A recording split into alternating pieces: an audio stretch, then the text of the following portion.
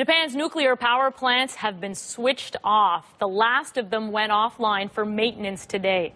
The move follows a meltdown at a plant in northern Japan after last year's tsunami, and the disaster sparked widespread opposition to the use of nuclear power. Well, anti-nuclear activists marched in Tokyo today to celebrate the fact that the plants were all offline. Well, Japan is now without electricity from nuclear power for the first time in 4 decades.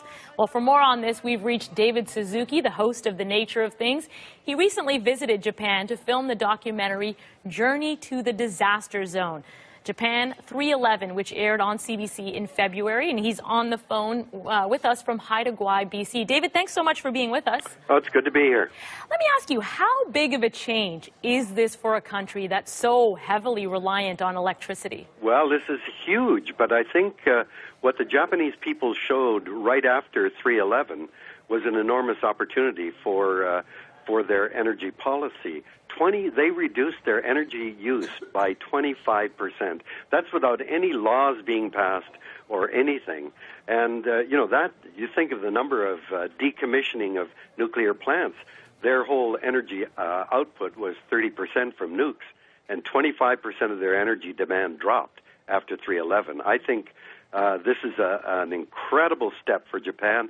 The people that I met overwhelmingly are against restarting the nuclear plants, and nobody is really talking about the fact that this is a disaster that is still ongoing. There is one more nuclear reactor at Fukushima. 3 of them caught fire and exploded, but one of them is left, so heavily damaged that they can't go into it. But if there's another earthquake, it's going to expose the spent rods that are still in the 4th plant, and it could be absolutely catastrophic. So I think that in this state, the Japanese people don't want to have anything to do with more nuclear. And this summer is going to be the big test. As the heat comes on, will Japanese reduce their air conditioning and their demand, or will it become so heavy that they need electricity that the nuclear industry will say, see, we've got to get them up and going again? Yeah, that will be quite a test. You mentioned that 30% of their power comes from nuclear. That's off the grid right now. I understand Japan is turning to oil and gas in the short term for its power. It's a first world country. They have the money to do that for now. But how sustainable is that in the long term? That's absolutely unsustainable. Japan has no oil and gas of its own, so that's all got to be imported. So I think the big challenge now is for the Japanese people and for industry in particular to begin to become much, much more efficient and reduce their demand. Meanwhile, they've got a huge opportunity they haven't paid attention to. Nuclear power was brought in to what? To boil water. You bring a complex technology to boil water in the most seismically active country in the world. This is nuts. And I think that they've got over 10,000 hot springs. Guess what? Japan has hot boiling water right under the ground. Geothermal energy is a huge opportunity for the country, and they ought to be putting a huge amount of effort into tapping into that now. You mentioned that there's been a lot of talk about how power is used in Japan, first just to boil water. Do you think the mentality among Japanese residents has changed, though, towards efficiency and conservation? Because it's one thing to say it, it's another thing to do it. I think the Japanese people are very different from Canadians in that here, people say, don't tell me what to do, I'm not going to do it.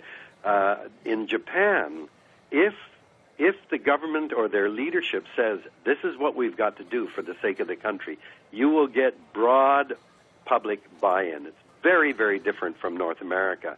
And this is the only country in the world that has ever had nuclear bombs dropped on them.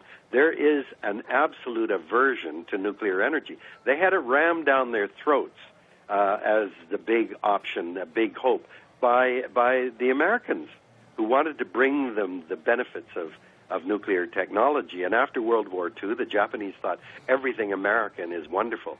I think that there is a deep abiding fear of nuclear energy, and now it's come to the fore. And Japanese people should be aware their government isn't telling them the whole story. And TEPCO, the private company itself, is not telling even the government everything that's going on at Fukushima. So Japanese people have every right to say, what the heck kind of a bargain is this we've got ourselves into?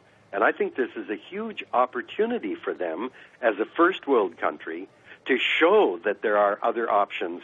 They don't have to go down the nuclear path, and they can reduce their dependence on oil by going for renewables.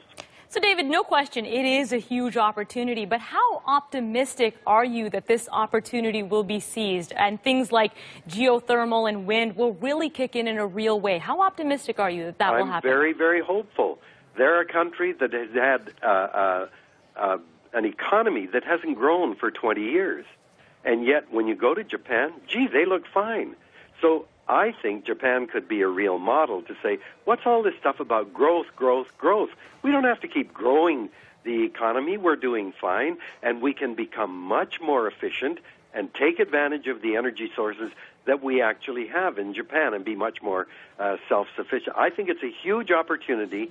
It's a question of how powerful the energy lobby is. The nuclear industry has a powerful hold over government.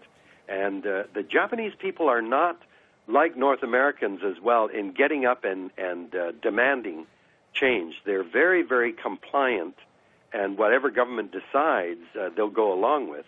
So the question is whether the government will feel that this is an opportunity and choose to go down a different energy path. And that's the critical question, whether the nuclear industry is too powerful a lobby to let the government abandon them.